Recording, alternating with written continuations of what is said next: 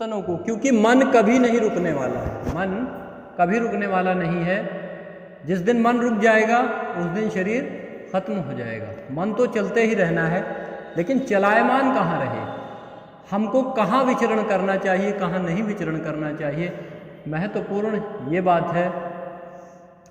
विधि को समझेंगे ही नहीं, विधि को जानेंगे ही नहीं, विधि का अपने जीवन में अनुसरण और प्रयोग नहीं समझ पा रहे हैं, ऐसी स्थिति में शंकाएं जागेंगी। लेकिन जब वो अपने जीवन में उतरेगा तो शंकाएं स्वाभाविक रूप से आपके सामने प्रैक्टिकल चीज़ें होती जाएंगी और कम होती जाएंगी।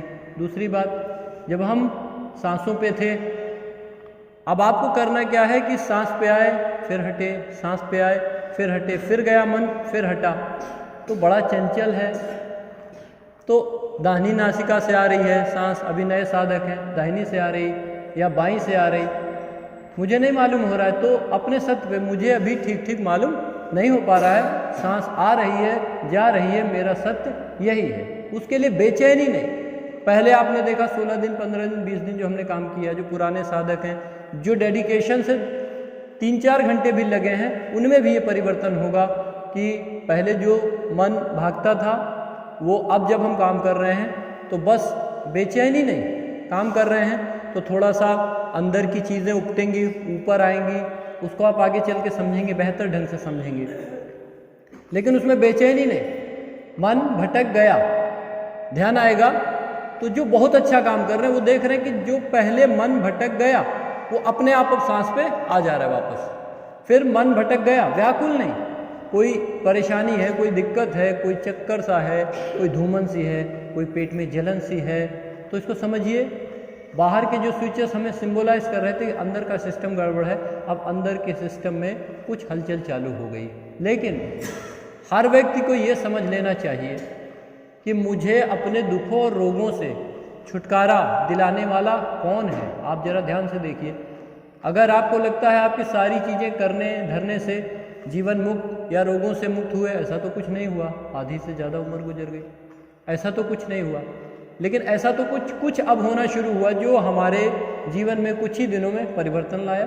इसका मतलब सीधी सी बात है, जो चले वही पा जाए। तुम्हें ही किच्चम आ तक तप्पंग अक्खा तारो तथागता। अक्खा माने सारी राह, सारी यात्रा खुद करनी पड़ेगी। तुम्हें ही किच्चंग आ तप्पन, अर्थात तप तुम्हें ही करना पड़ेगा। कोई और तप करे और फल तुम्हें मिल जाए, हमें मिल जाए, ये होने वाली बात नहीं। खुद करना पड़ेगा। व्यक्ति को जब ये बात समझ में आएगी, रोने गाने से कुछ नहीं होने वाला, दूसरों के पास बहुत दर दर भटक लिए कुछ नहीं होने वाला। तुम्हें ही किच्चंग आ तपंग अक्खा तारो तथागता। अपने संपूर्ण दुखों का नाश तुम्हें स्वयं अपने तप के द्वारा, अपनी बोधि के द्वारा ही करना पड़ेगा। अगर किसी के कहने से, किसी के मानने से मुझ पे ही कृपा हो जाएगी तो दुनिया के बाकी लोग पागल तो है नहीं, उन्हें क्यों नहीं तार देगा। मेरे अंदर विकार भी रहें, मैं क्रोध भी जगाऊं, मैं भ्रम में भी रहूं और मुझे कोई आके तार दे, ये तो होने वाली बात नहीं है। आपको अपने आप अपनी मुक्ति का मार्ग, अपनी शांति का मार्ग चल के ही पाना होगा और उसके लिए तप तो करना ही पड़ेगा। बिना तपे कुछ नहीं मिलता। आपके जीवन का अनुभव है, आप जिस भी स्तर पे हैं, पीछे पलट के देखेंगे तो बड़ी बड़ी खाइयाँ थी, बड़ी गहरी, ऐसे दिन थे जो शायद निकलने वाले नहीं थे, जो हमारे बुजुर्गों ने मेहनत की, लेकिन उनके तपने के पश्चात हमें मार्ग मिला। उस मार्ग को हम ही लेके चले, उनके करने से बस हम बैठ जाते तो आज यहाँ तक नहीं पहुँचते। ये प्रैक्टिकल है हमारे जीवन का।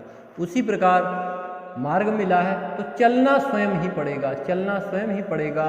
हाँ, धीरे धीरे चलते रहेंगे, अनुभूतियाँ होंगी।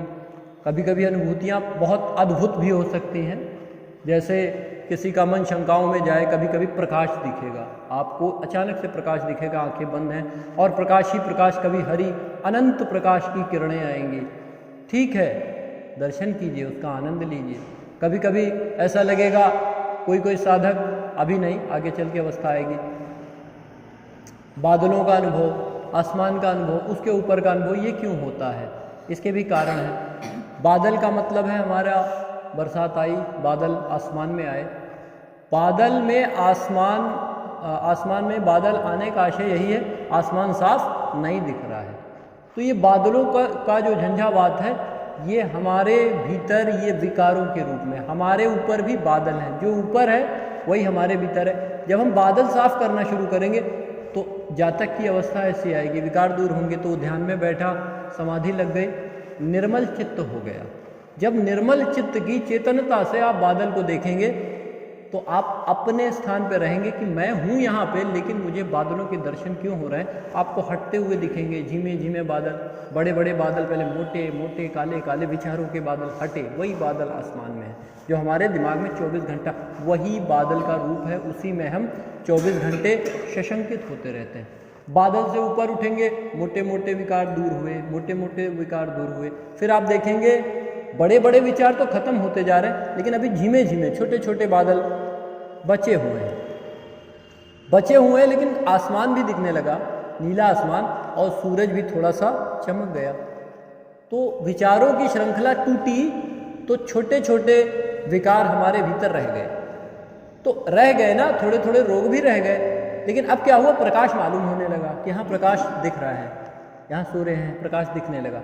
तो एक धैर्य आएगा, भीतर ही धैर्य धारण करेगा। तो सूर्य तो दिख गया, सूर्य तो उग गया, सूर्य तो दिख गया, विकार कायम है, रोग बाकी है, कोई बात नहीं, लेकिन सूर्य दिख रहा है। तो एक बहुत बड़ा भीतर एक करुणा, एक प्रेम जागेगा, क्योंकि मंजिल का रास्ता आपने देख लिया। जब देख लेंगे कि वहाँ पे है तो आज नहीं कल, कल नहीं परसों हम वहाँ पहुँच ही जाएंगे। तो थोड़े बहुत विकार हैं, थोड़े बहुत हमारे भीतर रोग हैं, तो रहें, क्या समस्या है।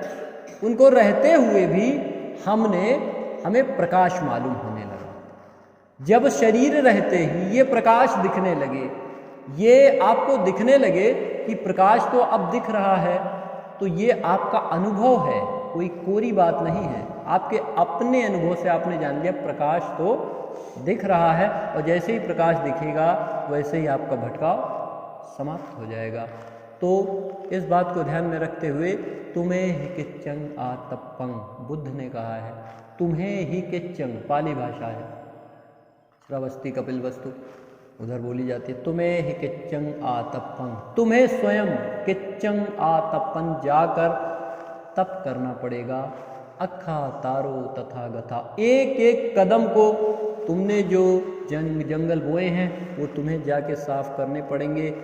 कोई और आके तुम्हारा मार्ग साफ कर दे, ये होने वाली बात नहीं है। तो अपने आप अपना तप करना पड़ेगा, और स्वयं को इस बात के लिए तैयार करना पड़ेगा कि जो भी तप है वो मुझे करना पड़ेगा। तो इन विचारों के साथ हम अपना काम शुरू करेंगे। तपे ही निर्मल होय हृदय, तप तप कुंदन होय, तप लो साधक तप लो, तप लो तप ही कुंदन होय। सोना जैसे जलता है और तप तप कुंदन होय, तप के बाद ही सुख मिलेगा, तप के बाद ही शांति मिलेगी, तपने से ही निर्मल होंगे, तप तप कुंदन होया। तप लो साधक भीतर तप लो, तुम्हें ही किच्चंग आतप्पं, अखा तारो तथागता, तुम्हें ही किच्चंग आतप्पं, अखा तारो तथागता। नमन करूं गुरुदेव को अपने, नमन करूं गुरुदेव को अपने,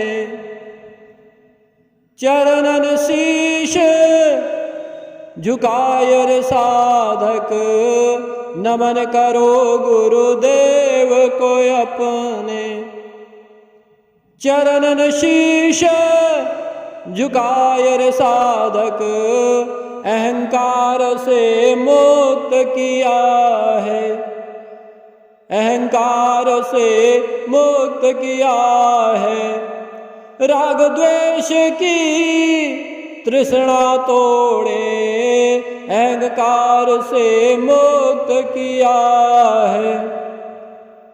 नमन करो गुरुदेव को, चरणन शीश झुकाए रे भक्तों, चरणन शीश झुकाए रे साधक। नमन करो गुरुदेव को अपने, चरणन शीश झुकाए रे साधक। ऋत का धर्म में साधया, धर्म ऋत का यूं समझाया।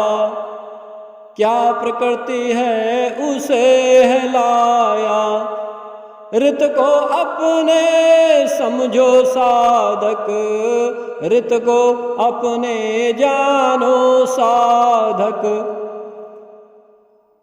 प्रकृति तुम्हारी सुखमय रहना, नमन करो गुरुदेव को अपना, चरणन शीश झुकाए रे साधक। आओ प्राणी विश्व के, आओ प्राणी विश्व के, चल सत्य के पंथ। आओ प्राणी विश्व के, चलो धर्म के पंथ। निर्मल कर दो स्वयं हृदय को, ऋत को जान के बंधन खोलो, ऋत को जानो बंधन तोड़ो। अपने भीतर स्थिर हो जाओ, आत्मस्वरूप का दर्शन कर लो। गुरु चरणन में सिर को धर लो, गुरु चरणन में सिर को धर लो। ऋतश्यना का साधन ऐसा, ऋतश्यना का सार है सा, मन के भ्रम को काटता जाए। ऋतश्यना को ठीक से जानो, ऋतश्यना का निर्मल मार्ग कर लो भीतर आत्मसाध।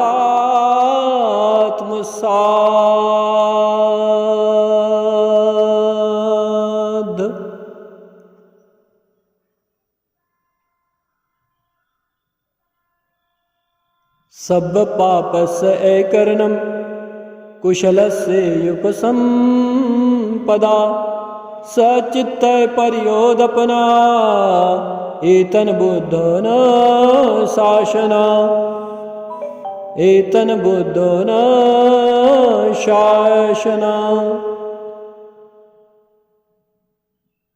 भवतु सर्वमंगलम, भवतु सर्वमंगलम, भवतु सर्वमंगलम।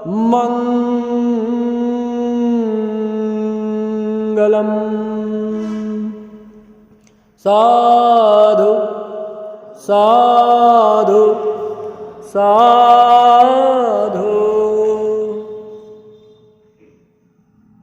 धीरे धीरे विश्राम में आएंगे, धीरे धीरे आंखों को खोलेंगे। सबका मंगल हो, सबके बंधन मुक्त हों, सब सुखी हों। अपने भीतर की इस अंतर तप के बाद जो शक्तियाँ संचित हुई हैं, जो प्राण शक्ति आपके भीतर इस समय विद्यमान क्रंदन के रूप में अनुभूति हो रही है, इसे थोड़ी देर मौन रूप से अपने साथ रहने दें, थोड़ी देर स्थिर हो जाने दें क्योंकि ये कुछ पल आपके जीवन में स्थिर होते ही भीतर में शांति आने लगेगी, स्थिर होने लगेगी, उतनी उतनी भीतर शांति स्थापित होने लगेगी जो कभी नष्ट ना होने वाली शांति है।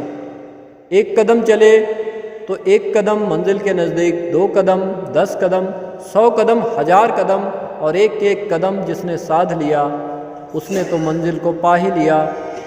सबका मंगल हो, सबका मंगल हो।